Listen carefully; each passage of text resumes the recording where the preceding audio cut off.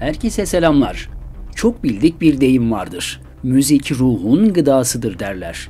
Aslında müzik çağlar boyu sadece insanların değil, tüm canlıların ruhsal değişimine etki eden önemli bir detay. Duygularımıza tercüman olan, duygularımızı yönlendiren önemli bir etken. Müzikteki farklı frekanslar insanı mutlu edebilir, rahatlatabilir, sinirlendirebilir veya strese sokabilir. Ses dalgalarının yarattığı titreşimlerin su moleküllerini değiştirebildiğini bilim insanları yaptıkları deneylerle ispatlamışlardı. Ve şimdi düşünelim. Yine bilimsel verilere göre insan vücudunun %80'lik bir kısmı su ile kaplı ve doğal olarak müzikten ziyadesiyle etkileniyoruz.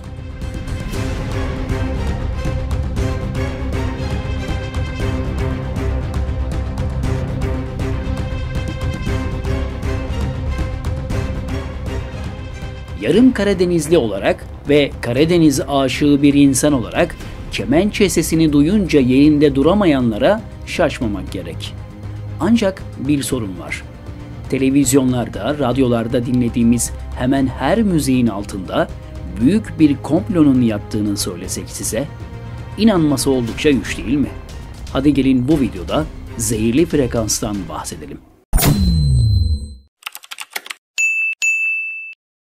Videomuzu izleyerek bizi tercih ettiğiniz için teşekkür ederiz. Size her akşam 20.00'da bu ve benzeri videolar yayınlayarak bilgi paylaşımı yapıyoruz.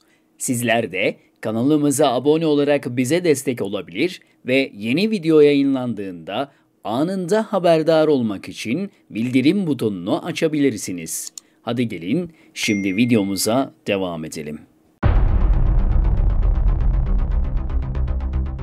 Uzun yıllar önce bazı araştırmacıların başlattığı çalışmalar ve arkasından bilim insanlarının konuya eğilmesiyle ilginç bazı detaylar ortaya çıktı.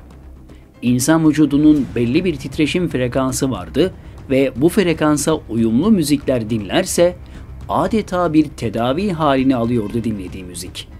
Belki de müzik ruhun gıdasıdır sözü de böylelikle doğrulanıyordu.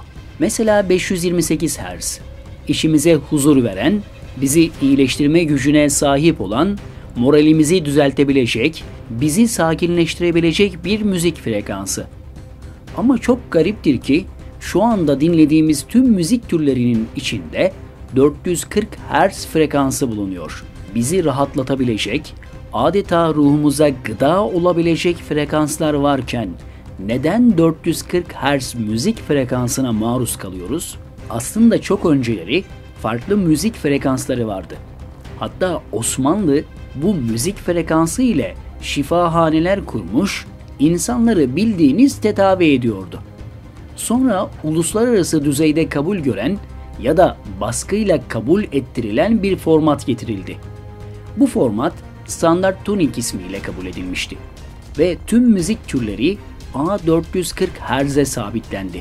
Ne kadar ilginç değil mi? Yani uluslararası düzeyde bir müzik yapacaksanız 440 Hz'e sabitlemeniz gerekiyor. Sonra merak ediyor insan bu sabitlemeyi kim yaptı diye. Bir bakıyorsunuz ki karşımıza yine her taşın altından çıkan o meşhur A ile geliyor. Bu sabitlemeyi askeri anlamda ticarileştiren Rockefeller Vakfı yapmış. 1938'de frekanslar standarda sabitlenmeden önce mekanik olarak dinleyicilerin duygularını kontrol altına almaya yönelik araştırmalar başladı. Bu sayede kitleleri ticari ilgi alanları önceden dayatılabilecekti.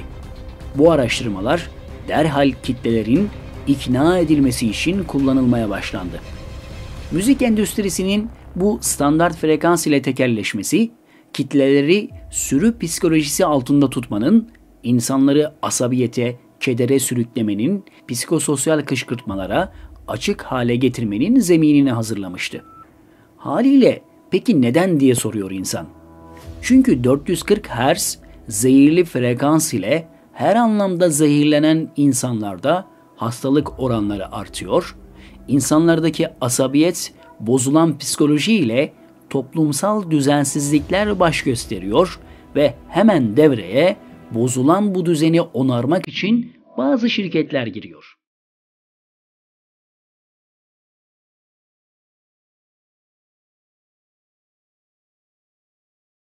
Tesadüfe bakın ki yeniden toplum inşası için kolları sıvayan şirketler de Rockefeller gibi ailelerin bünyesi altında toplanan şirketler.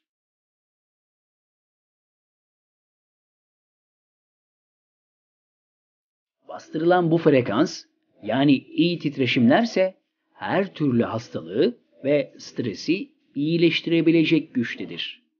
Ama ne yazık ki önce sansürlenmiş, daha sonraysa standartlar değiştirilerek unutturulmaya çalışılmıştır.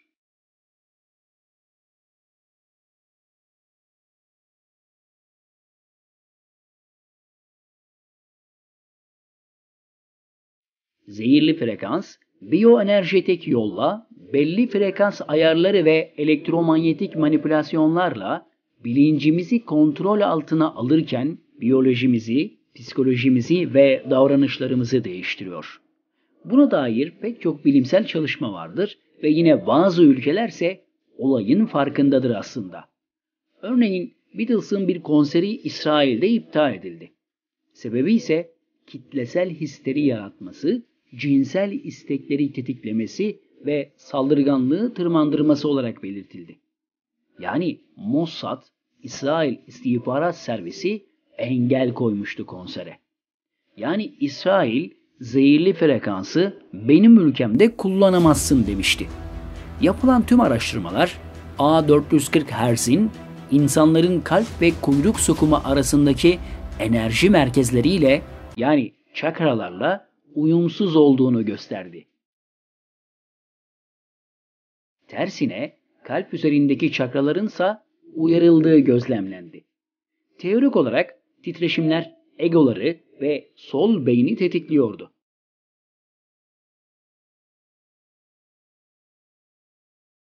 Ancak sağ beyine özgü, duygusal ve sevgisel zihni baskılıyor ve yaratıcılığı köreltiyordu.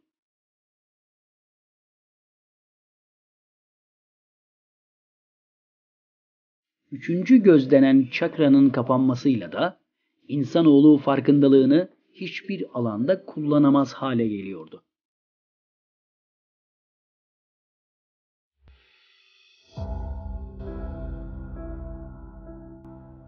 Sanırım bugün insanlığın neden bu halde olduğunu sorgulamaya başlarken önce 440 Hz'den başlamak gerekiyor.